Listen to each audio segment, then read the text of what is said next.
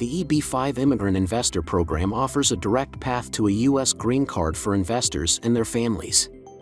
Here's how the process works. Step 1. Choose a project and an immigration attorney. Select a qualifying EB-5 project and hire an experienced immigration attorney. Many investors prefer regional center projects as they simplify job creation requirements and offer additional benefits. Your attorney will guide you through paperwork, assist with documenting your source of funds, and ensure your application meets USCIS requirements. For tips on choosing the right attorney, check out our other video. Step 2. Make your investment. Invest the required amount, $800,000 in a TEA project or $1,050,000 in other areas. Funds must be at risk, meaning they must be actively invested in the project.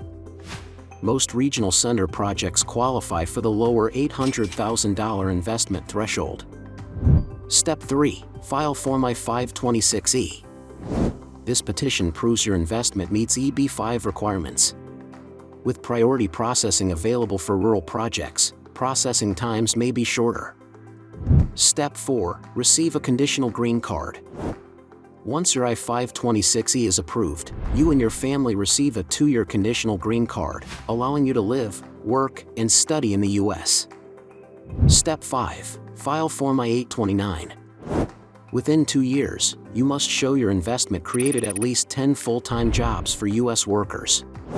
Regional centers often manage this on your behalf. Step 6. Receive a permanent green card. Once your I-829 petition is approved, you will receive a permanent green card.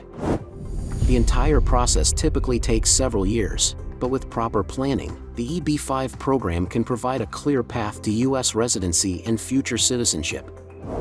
For more details, watch our full video on the EB-5 process or download a step-by-step guide from the link in the video description. Thank you for watching. If you found this video helpful, please like and subscribe for more updates.